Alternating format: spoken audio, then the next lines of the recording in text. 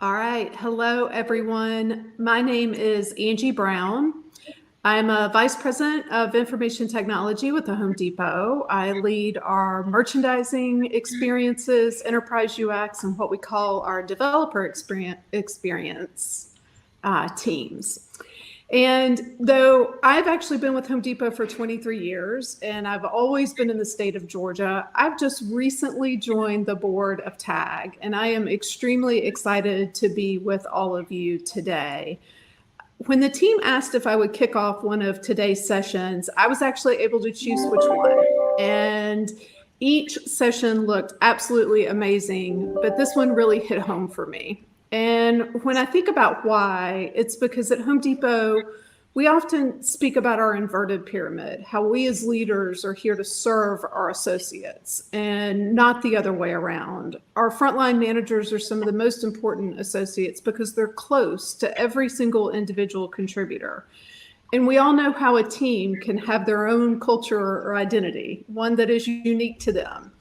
And managers are those leaders. The managers can actually help to create a vibrant team persona or actually diminish one. So with that, let me say I really look forward to exploring the role of the manager in building a diverse, equitable, and inclusive organization with our speakers, Christine Ryan and Pam Rendine-Cook, and our moderator, Laura Rodney. At this time, I will turn it over to Laura. Ladies, the floor is yours. Thanks, Angie, and thanks, everyone. Again, my name is Laura Rodney. I'm a senior manager at Jabian Consulting, and today it is my absolute pleasure to moderate today's panel with Pamela and Christine. I'm going to hand over to Pamela to introduce herself first. Yes, I'm Pamela Rendine-Cook. I work for FLEETCOR, and I am actually the Senior Vice President of IT, and I lead the Global Enterprise Systems. Hi, everybody. I'm Christine Ryan, and I am VP of Human Resources at Comcast, supporting all of our sales and marketing organizations. Excellent. And again, today we welcome you to our panel, The Role of the Manager in Building a Diverse, Equitable, and Inclusive Organization. And we're going to start out with our first question. Number one, how do we build diverse teams? I think I'm going to jump in first. This is the one I really like. I came through the ranks in IT through the technical path. And I've learned along the way that the IT part is the easiest part. So a formula that has worked for me is really again, IT skills are the easy part. It usually shows up on the resumes. So what's really worked for me has been hiring people with deep business experience, and I call them that hybrid model. It tends to be a little bit more expensive resource, but if you get the right person, that person is equates to almost 3 or 4 people because of the challenges that IT notoriously has with the business. So that's one of the formulas that works for me. I love that, because really that builds into what I look for, which is building complementary teams. So figuring out those pieces that you have and you don't have, right? So when you think about diverse teams, you're really talking about complementary teams. So, and we know complementary items make one thing better or stronger or even different from maybe where it started out. And that's really how I think about those diverse teams, is finding those items that build skill, fill the gaps that are going to drive you towards a better outcome. So you really have to understand for yourself and for your team is, what is your mission? What is the goal of your team? What is your team going to need to contribute, and what are you looking to accomplish?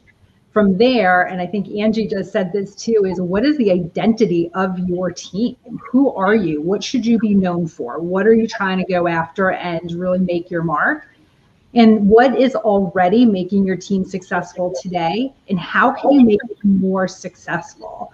So those are kind of some easy questions. Well, maybe not so easy, but questions that I always start to go in with and really looking around. And that really goes for whether you've inherited a team and you're building it stronger, or if you're building a team from scratch. It doesn't really matter. Either way, you have to kind of keep looking at it, and you really need to revisit it year over year, because as your team members evolve and skill up and change, then that complements of the team might change as well. So you got to kind of keep a keen eye towards those gaps and those skill builds as you continue going on.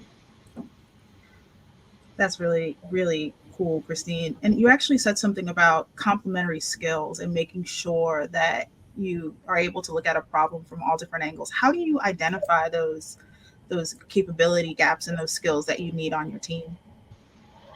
Yeah, so for me, the first thing is to really just don't make any assumptions, right? You have to take a step back and you have to check your own biases first, right? So, and if anybody's sitting here saying, well, I don't really have any biases, we all have them. It's okay. Embrace them. Know you have them, because that's how you're going to move into the right direction.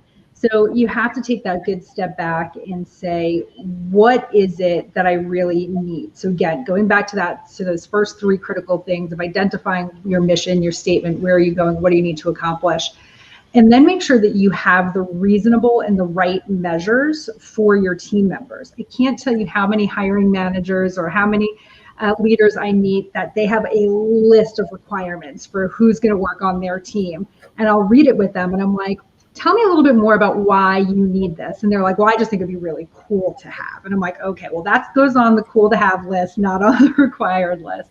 So let's make sure we're really homing in on the things that are most important to your team. Let's make sure that we're not letting some of those general biases get in our way.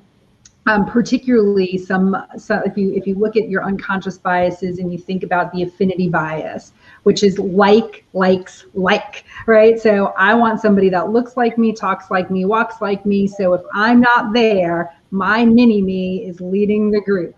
You're never really going to find out the true gaps of a team if that's really kind of what you're basing it on. Same thing if you're only looking at recency of performance, right? If you're just saying, well, on this last project, Laura knocked it out of the park, so therefore she is highly skilled in this area, instead of saying, right, but has she consistently done this over time? Has she demonstrated it time and time again? And where am I getting the feedback from? Am I getting it from multiple sources? Am I checking with all different types of folks? Am I checking with different stakeholders? And I'm even seeing from folks that might be levels below all the way through to levels up, because how somebody matches up and down and across their peer group is just as important as how maybe they show up in one area or another. So know really why you're measuring somebody on what you're measuring them on. Seek feedback from multiple areas and make sure that you're checking for consistency of demonstrated behaviors to really understand where the gap is versus maybe just one experience or one thing that you saw them do. It's really critical to have that full consistency of view. Pamela, does that look any different for you? Is your process any different?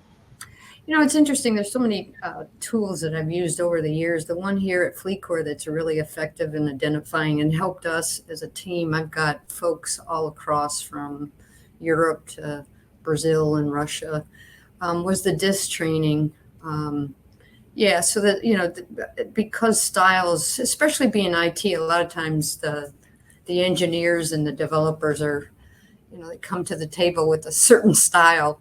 Going through as a team with the DISC training really helps to identify how people approach problems, how they think, how they act, why are they so happy and collaborative, and or why are they so focused on the data. So that the DISC training is probably one of the best tools, I think, that has helped me. And I've used it a couple of times over in my leadership experience. So it's interesting because FLEETCOR has adopted it not only at the leadership levels, we've taken it all the way down to the individual contributors.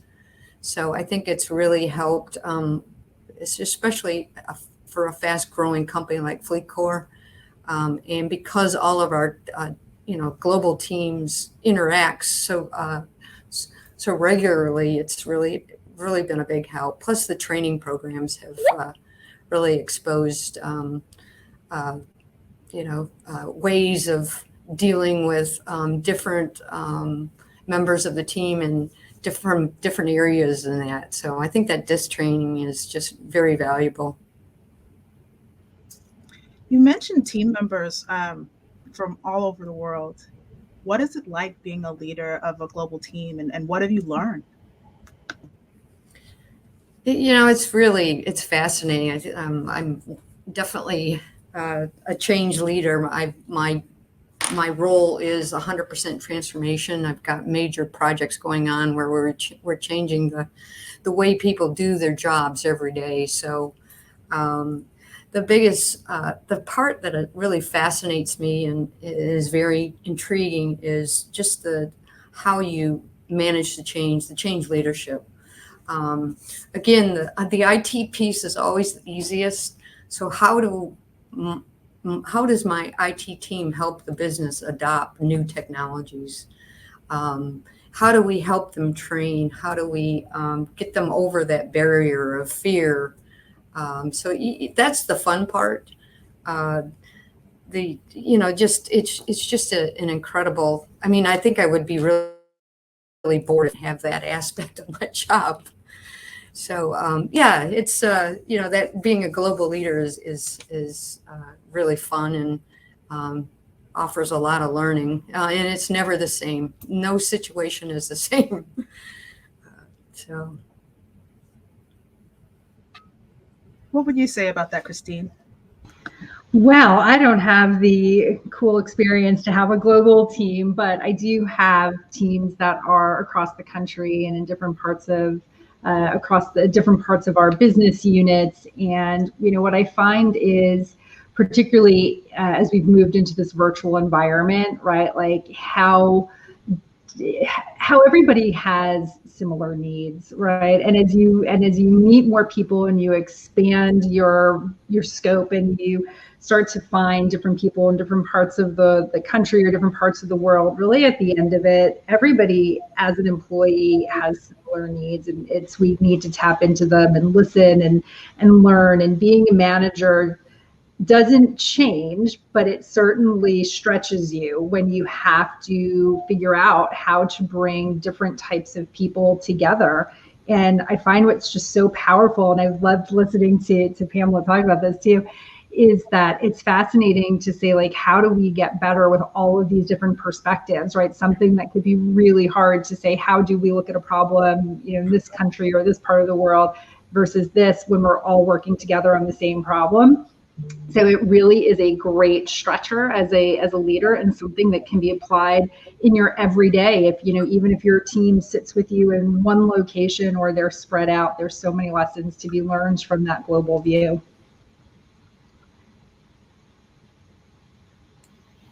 Now, you talked about how being a leader stretches you. I'm going to ask you both about one of the biggest stretches that we've had over the last 18 months to almost 2 years. Has COVID changed the way that you include people and bring them into your team? Oh, yes. Yeah, I have a recent experience. And in fact, it's getting a lot better because we've lifted a lot of the restrictions. But so I have offshore developers in India, and I'm running a major ERP transformation that's based. The accountants and the financial folks are based in South Louisiana. For several months at the beginning of the project, we just had challenges after challenges on language and speed at which people talk. And so we were constantly adjusting and trying to kind of fill that gap between India and South Louisiana. And finally, obviously the more Zoom sessions helped. Brought in, I had to personally get involved a lot of times too, along with my business partner, the global controller of the company, to help facilitate and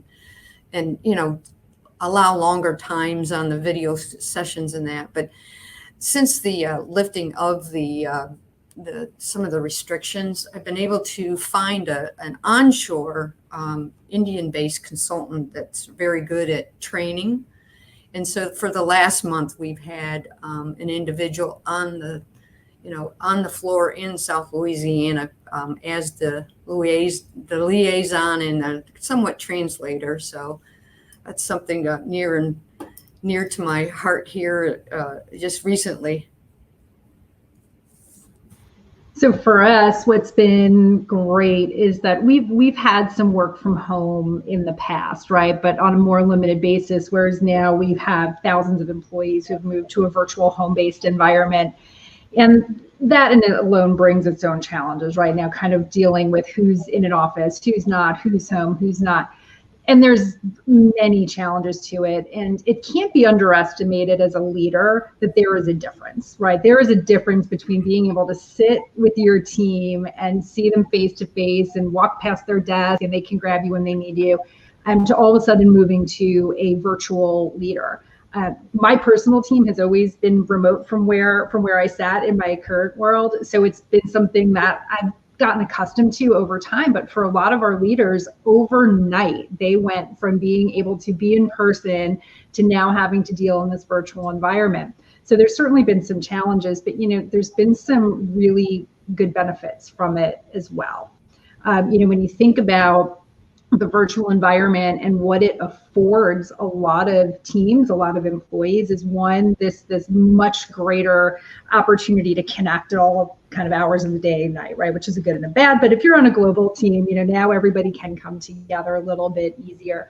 But from an inclusivity standpoint, as a leader, it really gives you a little bit of a different playing field, right? I can't always say a level playing field because that would be not fair, but it really is a different playing field where folks that maybe when we were all in the office together may have felt maybe more intimidated to be in the room, or not as empowered to speak up in the room, or they just didn't know how to prepare to be in the room.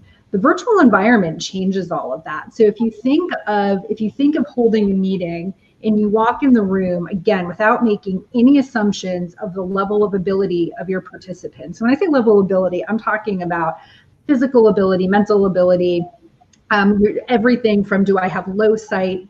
Do I have a learning disability? Do I have anxiety about being in rooms with people, right? This virtual environment allows you to reach and engage in a different way, right? So we use Teams. You can turn closed captioning on for Teams. That's a big thing. You can send materials in advance, right? And say, hey, listen, we're going to, if you could all review this in advance, have it up on your screen if you need it for the duration of the meeting. Hey, if you need to turn your camera off because you're not comfortable, and that there's a distraction when you're on camera, and if you have a physical distraction that's for you, turn your camera off if that's more comfortable for you. You can read the room a little bit differently. You can engage on the side if you know you have a team member that's maybe more introverted or doesn't, in the moment can't do the math, right? That's me. I cannot do the math in the moment, right? I need to go off to the side and say, let me figure this one out and I'm going to come back to you. It gives a little bit more space. But with that, coming back to this, leaders had to learn how to lead in a virtual environment overnight. You also have to be much more perceptive of what's happening, right? You have to kind of watch the room a different way. You have to check in. If you have somebody who's not participating as much, or who always has their camera off, or who's struggling, that's your moment to maybe, rotate who leads the meeting, rotate how you're asking, who you're calling on in the moment. Have that one-on-one with somebody to say, hey, the last couple of meetings, I've noticed that you've held back. Is there something that we can do when we're in the next meeting that will help you come forward a little bit more? Tell me a little bit more about that. Keeping your questions even more open-ended, right? So instead of going in and saying like, I think we need more resources and that's how we're going to be, more productive, maybe change the question and say, hey, anybody in the room right now, anybody have an idea of how we could be more productive, and let folks start to ideate so that you do keep some of that connectivity, you keep some of that brainstorming, some of that innovation going, and let everybody be heard, let voices come to the table. So it can be a really great thing of what we've just experienced, but certainly we do know that there's a lot of challenges too, but there's some great opportunity there. It's a really good way of using a situation that maybe didn't start out so positive to get some really good outcomes from your team. So thank you both for sharing that. We're going to switch gears a little bit, though. We spent a lot of time talking about your teams and how you've included them, and how you've worked with them and built them. Let's talk a little bit more about spreading your leadership throughout the company. How do we get the entire company? How do we get all leadership teams on board with inclusive leading? So FLEETCOR has committed, we're in the early stages of it, of building a foundational program for inclusion, and we call it DIB, I guess, diversity, inclusion, and I forget what the B is. I should know what the B is. But yeah, so all these programs, it's part of our mission and vision statement. So I think that's really helped establish it from the management ranks and the leadership ranks to the employee staffing level. It's interesting too, is there's a lot of new programs. We support the new employee research groups that are starting. I've recently just joined a couple, and they're kind of personal to me. I just recently joined the North American Black Employee Resource Group. We meet, I think, in a couple weeks. I have mixed grandchildren, so not only will it help me here at work, it will help educate me in my personal life. And then the same is true with the LGBT resource group too. I have a sibling that has a same-sex marriage partner. So it not only helps us here at work to get more productive results from our teams, but I think it really holistically gives us really good life skills outside of work. I love that. We embrace and live our ERGs as well, and our tagline is, you don't have to be to belong, right? So for all of the reasons that you just listed, and we really love and support them. And I think what it shows us is that you don't have to be in any particular role in your company, and you do not need to have a manager title to lead and have the managerial and personal courage to help on all of our diversity journeys. We have also the B in ours, so diversity, equity, inclusion, and belonging, right? Because if you don't feel like you belong, then equity can go right out the window, right? We might be equal, but if it doesn't mean you feel like a sense of belonging, then it doesn't really mean much. So that we've been on that journey for a long time and are very committed. We have so many programs in the community, so it's not even just what we're doing internally with our employees, but what we're doing in our community with many programs. But I really home in on the, everybody has a role, right? So if you feel like you're in a role where you don't have the scale of influence, right? I cannot go sit with my CEO and say, it is important to promote a diversity journey. That's okay, because it takes every one of us. It's every day and every one of us to create that full sense of belonging in all of our teams. I will tell you some of my own accountability partners, and I'll share a little about that in a moment, but my own accountability partners are not all senior leaders. In fact, I have many individual contributors that are in, I don't want to say entry-level roles, but some of them are, that hold me accountable. And I've asked them to, right? We have a trusted relationship where I'll weigh and I'll talk to them about certain things and say, like, how are we doing? And it's important to know how I'm personally doing. And when you think about something like inclusion, it's intentional. You've got to wake up every day and say, I am going to intentionally do something different. I have a goal that I am going to bring forward and I am going to act on. And if I see something, I am going to speak to it. If I don't say anything, then I'm a part of the problem and not part of the solution, not to be cliche, but it's so important. So it's really thinking about when you show up at work every day, what you're bringing to the table, how you are acting intentionally, how you are holding others accountable, how you are choosing to show up to be an ally or not, and really thinking about what do you want to do next, and how can you keep advancing not just your own personal journey, but the journey for all of those that are there with you. So it may feel sometimes like a really hard thing, and you feel like you don't have much weight, but you do. Every single one of us do. And I think that the more we open the conversation, the more we talk, the more courage we have to call out something when it doesn't look right or feel right or sound right. That is how you get an entire organization to move. And because it can't just be top down. Top down doesn't work, because that means top down is believing something, but it really is not even bottom up. It is every employee's got to be in and believe and move forward. Before we move on, Christine, can you tell us a little bit more about those accountability partners and how you came up with that? Yeah, so I did not create it, let me tell you.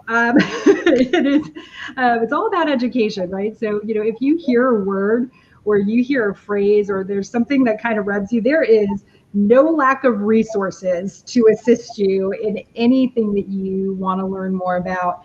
And I did sign up. There's this great, multiple books, podcasts, newsletters, but around allies, and then accountability partners. And accountability partners are folks that you have a shared safe space, a shared trusted relationship with, and you can talk to them openly. And it's not placing a burden on somebody and saying, hey, you need to educate me and you need to keep me in check, right? That is not what that is.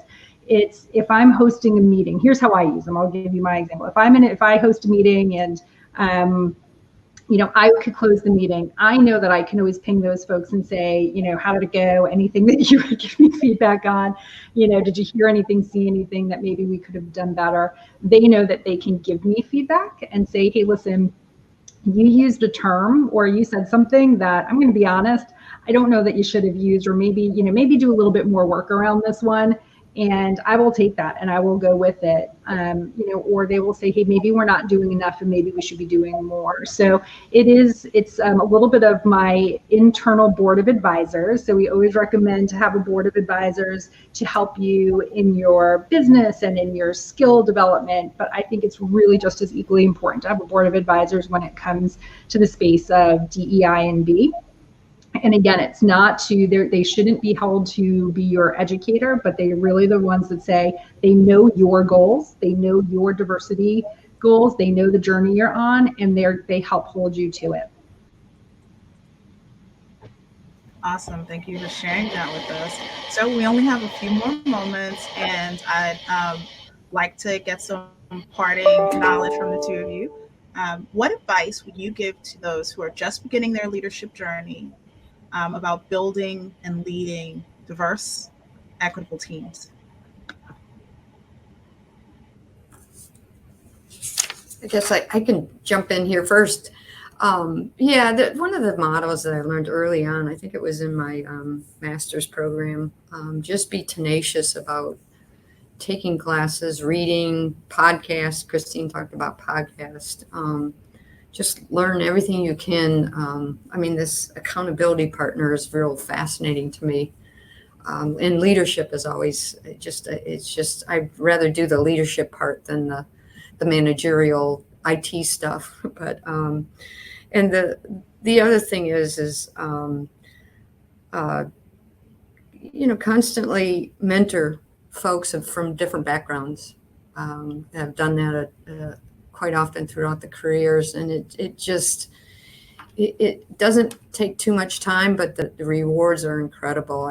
My mentors from years ago are still staying in touch with me and are very successful, and they're the reason why I've been successful as a IT leader. So those are probably a couple things that really kind of are close to my heart. I love the difference between leadership and, managing the skills, right? There's a big difference there. And, I'm going to say something that's usually unpopular when I say it, which is don't be a manager if you don't really want to manage people, right? If you just want to manage functions and you want to be known for this if you just want to be known for being able to manage a project or manage, those are important and critical skills. But if you want to be a leader, you are signing up to lead, inspire, develop people. And that means that you have to have compassion and you have to have empathy. And that doesn't make you a soft leader. It doesn't make you soft, right? Compassion is trying to seek that understanding of somebody else's perspective. And then the empathy is really the actions that you take to demonstrate it. And sometimes that's tough love. Sometimes it's sitting somebody down and giving them very solid, direct feedback that is going to help advance their career. You know, the worst thing you could do is treat, you know, we hear this a lot is, I'm going to be a manager and I'm going to treat everybody exactly the same. Well, that's kind of the leadership equivalent of saying, I am colorblind and I don't see race. When you do that, you're stripping somebody of their individual uniqueness, their individual skill, experience, what they need as a person. And if you do that, then you're not really building and helping develop in their experience. You know, if you think about your own situations, I always have an example that I have a peer of mine who's a male and, you know, I'm a female, and we walk into meetings with the same project. Our feedback from our leader is going to be very different because we both need something very different. So what he's experiencing in trying to lead the project, he is seen sometimes as trying to take it over and be the alpha male and like, you know, it's my way. And I, you know, whereas for me, it was, I'm not part of the boys club. I don't have the deep 30 years of cable industry experience. So maybe I don't have that same. Well, our leader is going to develop and give us feedback very differently, as she should, because that even though we're managing the same project and the project has a certain end goal and a certain way that it's going, how we approach it and how we need to develop in that situation are very different. And if she said, well, I'm just going to treat you both the same, neither one of us would advance the way that we needed to on that project. So that's really important. And if you have to have that compassion, you have to show that empathy, you have to understand the situation you're managing and treat your employees as individuals, but making sure that your processes are equitable. So that's the big difference, right? Equitable processes is different than just saying we're going to treat everybody exactly the same. And again, I said it before, Pamela just said it, educate, educate, educate. There is absolutely no lack of resources on anything that we're discussing. Talk to other people, you know, who have they found inspiring? You know, if you don't like reading books, great, find a podcast. If you don't like podcasts, grab an article. If you don't like articles, go to TED Talks. If you don't like TED Talks, come to conferences like this. There is something out there for you to match what you need. But challenge what you need, challenge the kind of the limits of your imagination of what you could possibly need, and go out and find it. Read that article that you're like, well, I don't think that I need this, but you'll always find something if you kind of push yourself. So that's always my big push for new leaders. Thank you. And I'm actually going to dig into something that you said. You spoke a lot about equity. So as a manager, as a leader of any type, how do you ensure that processes are equitable? How do you make sure that individuals get exactly what it is that they need to be successful without, you know, dealing with a lot of the backlash of it's not fair, or she got something different, or he's doing something different? How do you first figure out what people need individually, but then how do you navigate the conversation about fairness? I'm going to start out with you. So hard. Yeah, it's so hard, right? Because you don't ever want it to show up as people are getting different things, but people do need different things.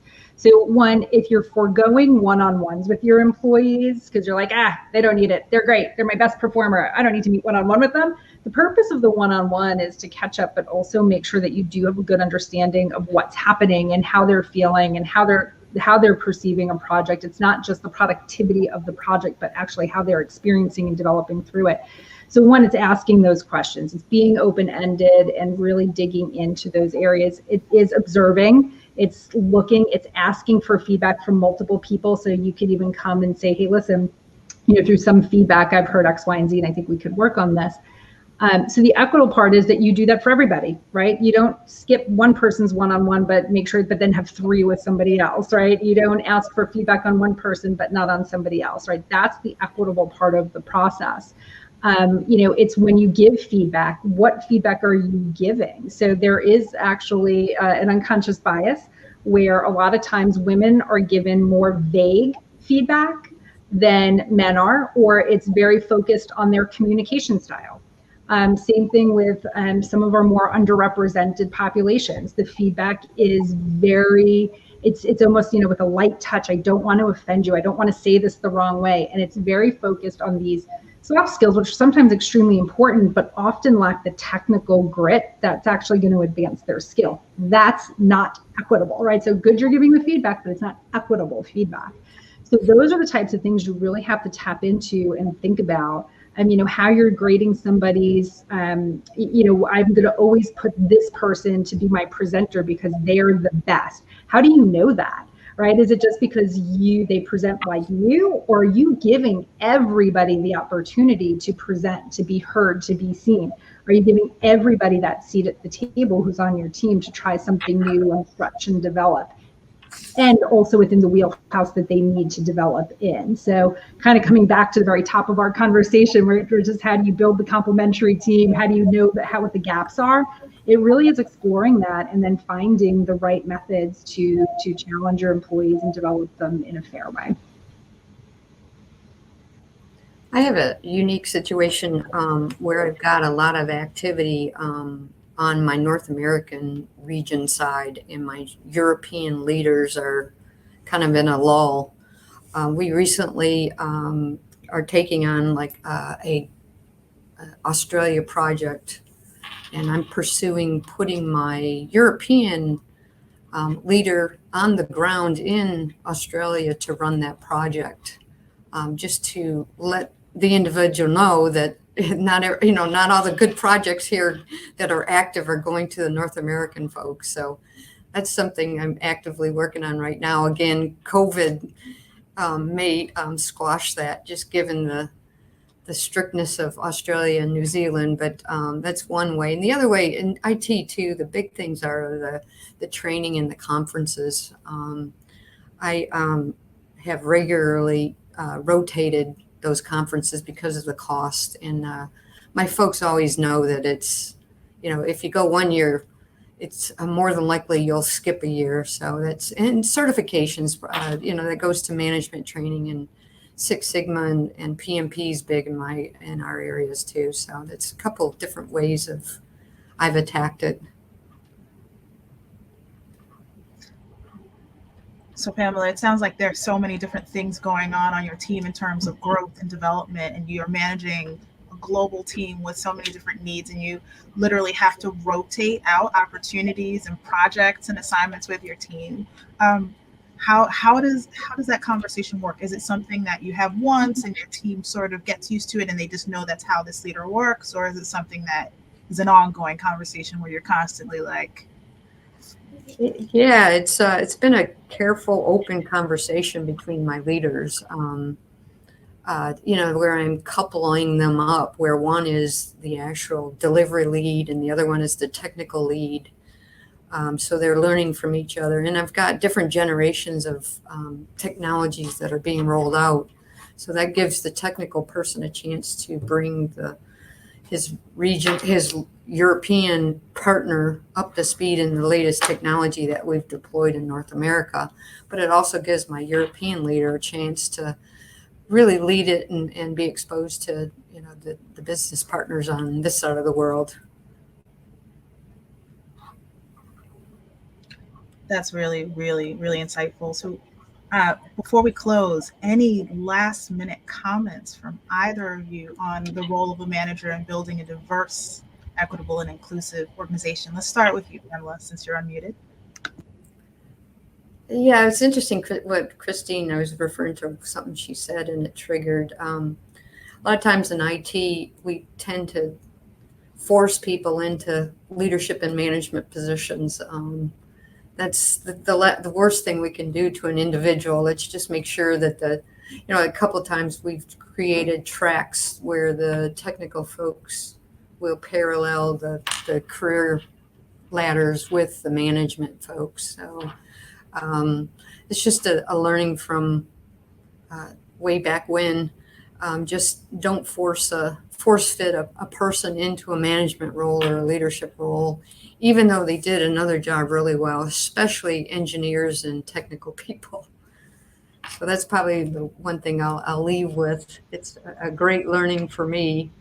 And I try and stress that to new up and coming IT leaders. Mine will be don't make assumptions about people. So kind of similar, don't make assumptions just because you're looking at them and they look a certain way. Don't make assumptions on their background, their experience. Don't make assumptions on what they want to do. Ask the questions, find out about them, use that compassion and empathy, use those one-on-ones, figure out your team, try to really understand who they are. Don't make those assumptions, and you will be able to get a lot deeper and a lot further by knowing that. And that's how you'll also know how to complement who they are and what they need to bring to your team. So don't just look around and be like, oh, okay, I've got one of everything, I'm good. It doesn't really work that way. You got to go deeper. Don't make assumptions.